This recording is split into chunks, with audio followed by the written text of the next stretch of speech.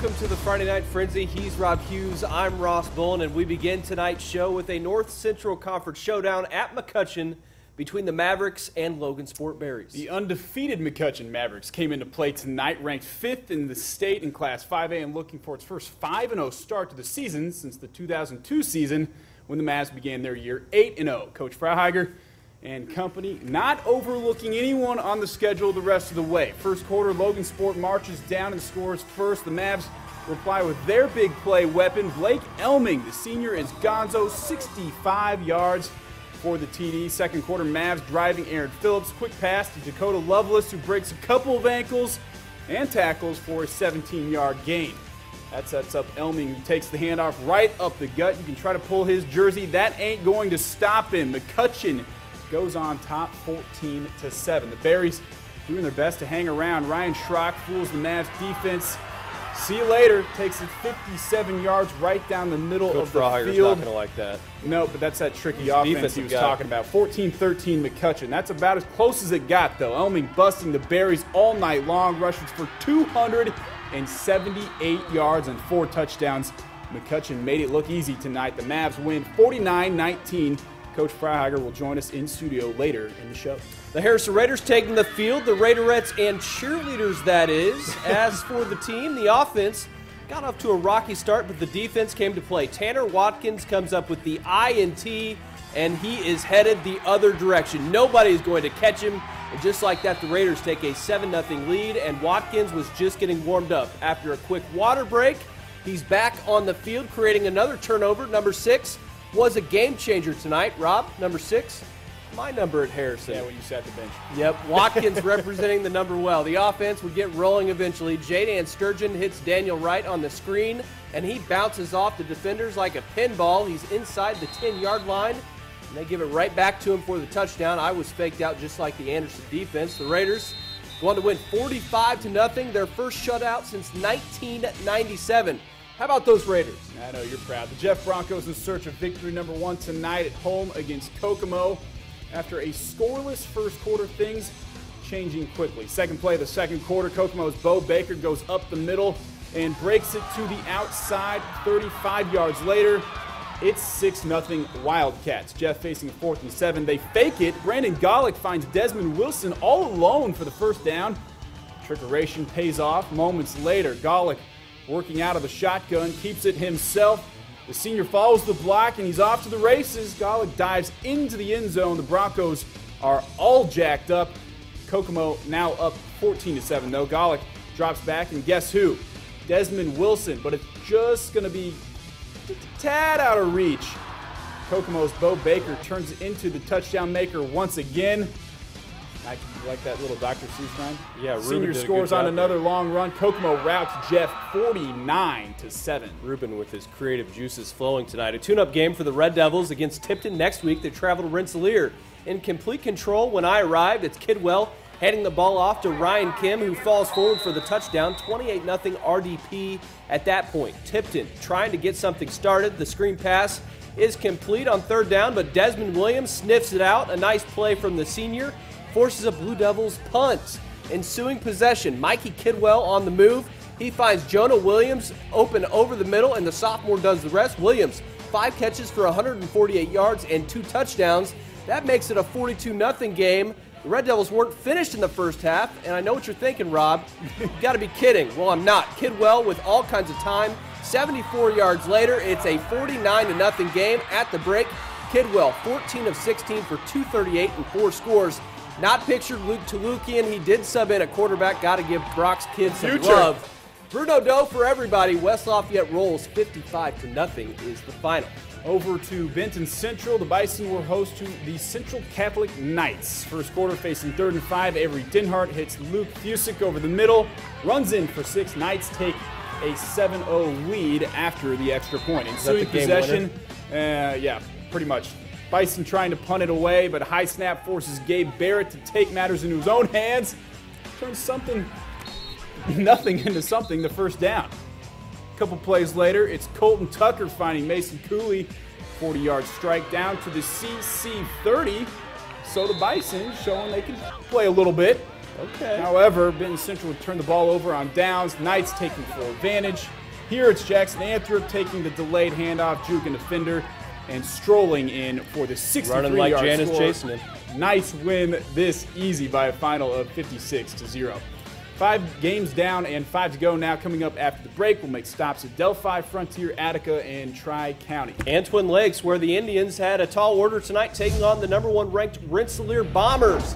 The Frenzy will be right back. Welcome back to the Frenzy. We start the second half of our show, the matchup at Twin Lakes between the Indians and Rensselaer Bombers. To say Coach Meeks has his offense running on all 8, 9, 10, 12 cylinders might be an understatement. So far this season, the Bombers have scored 270 points. To put that in perspective, that's more points than Benton Central and Delphi scored last year in the regular season combined. And I'm not picking on the Bison or the Oracles. I love those guys, I'm just saying. So here we go. The Bombers smelling the end zone. Dylan Wright hands the ball off to Rylan Arhood, who finds the end zone. Beyond some great blocking, 21-0 Bombers at that point. Twin Lakes with a chance to respond. Blake Bennington takes the snap and is quickly met by Austin Fleming and Dalton Saunders, who bring him down for the loss of 13. They were a tad bit excited after that play. After Twin Lakes safety, Garrett Eldridge goes straight up the middle and takes the ball all the way in for the touchdown, just racking up the stats in the first half. Second quarter now, 4th and 15. Bennington had to scramble and evade a few tackles before throwing a prayer toward the end zone, answered with a great catch by Bailey Rothrock for the score. Dad, you can sleep well tonight. It was all Rensselaer from there. They pick up the victory easily. 57-14 was the final. Got to give Papa Bolin some love. That sets up a Hoosier Conference slug fest next week. West Lafayette at Rensselaer. Speaking of the Delphi Oracles, home tonight taking on the Clinton Prairie Gophers. In the second quarter, already up 14. Clint Rude will run it in for the Oracles. After the kickoff, Delphi forces a fumble, and they get the ball right back. And it's Oracle hurler Weston Wendell going to keep it himself on the ensuing possession. He knows what to do with it. Plows his way in to the pylon for another Oracle score. Delphi up 28-0 at that point. It wasn't an easy throw. No, it wasn't. Not at all. Next possession for Clinton Prairie. Quarterback, nope, this is where I'm all turned around, Bolin. That's okay. It happens. Yeah, to it was the best slant of us. route over the middle. Hey, and he's running down for a touchdown. The field for the score. This one, Delphi takes it over Clinton Prairie, 54-26. Not even close. The Frontier Falcons looking for win number 3 on the season. North White had other ideas in the third quarter, facing the 4th and long. The Falcons try a fake punt, but it's intercepted by Luke Diener, and he turns a trick play into a pick 6 for the Vikings.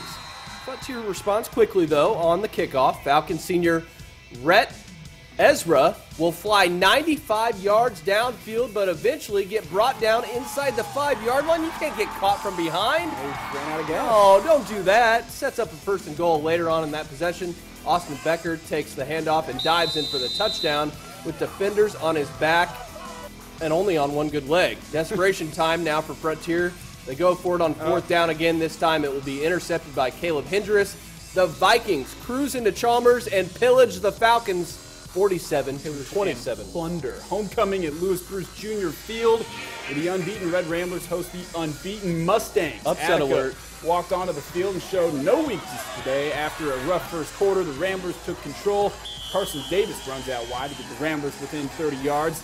Davis gets hit late, putting them inside the red zone. Next play on the drive, it's Carson Davis once again. Goes off right tackle, runs it in for the easy touchdown, putting the Red Ramblers up 26-13, double them up. And just call this the Carson Davis show. Kobe Pierce cutting through some heavy coverage, throws it right to Davis. Now on defense, in an upset, number 9, Attica defeats number 3, Fountain Central, 39-26. Red Ramblers picking up the victory. Nice. Second-ranked Winamac Warriors on the road tonight at Tri-County.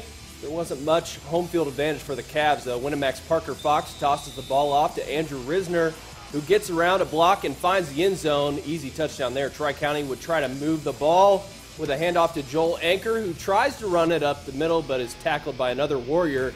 And they try to throw the ball now on 4th down, but Brendan Kidd drops it, and it's a turnover on downs. Winamac would take advantage. Check out another big run by Andrew Reisner. He finds space, makes the tacklers miss, and he gets in for the touchdown eventually. All Winamac tonight in this one. The Warriors pick up the victory 63-7.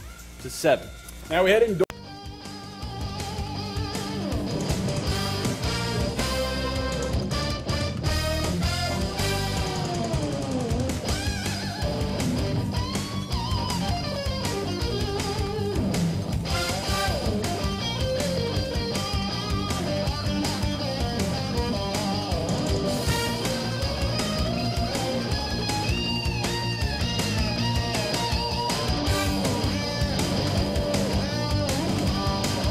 Back to the Frenzy, making his first appearance on our show this season, McCutcheon head coach Ken Frogger. Couldn't be a better time to do it, right? 5-0 now. Thanks for having me. I appreciate it. Yes. Got to be excited. You know, we've done a lot of records since 2002, McCutcheon, and this is just another one. 5-0 for the first time since 2002. How's that feel? Very proud of our kids. Very proud of our staff. It's been a great feeling so far. Great start to the season. When you look at this team offensively, you think a lot about Blake Elming, who's replacing Nate Deno. Right.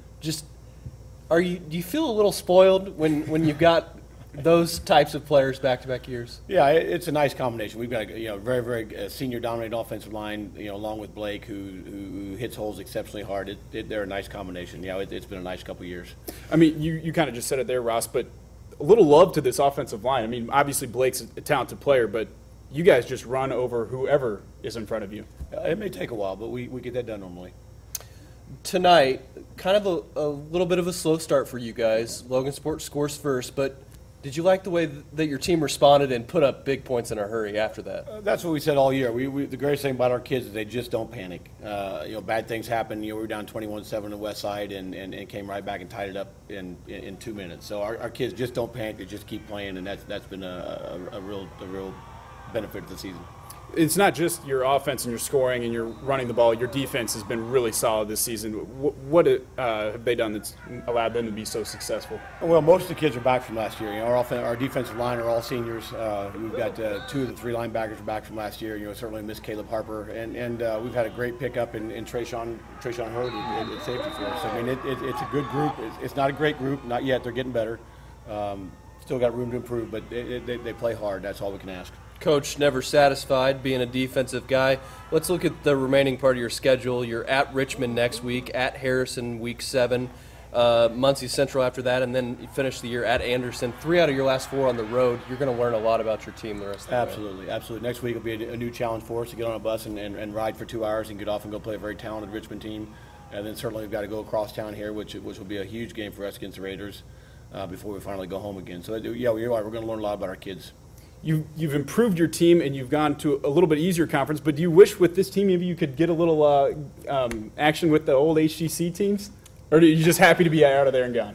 We're gonna play Westfield in the sectional, so I mean, we'll still get a taste of that. Yeah. Okay. Well, Coach, congratulations on the win. Thank you, guys. Thanks, best of luck on your big long road trip to Richmond next week. That just about concludes tonight's show. For more Frenzy-related features, including those bonus highlights from tonight's game, just visit our website, WLFI.com. We'll have all of your Purdue football coverage tomorrow night on News 18 at 6 and 11 o'clock. Thanks for watching, and have a great weekend.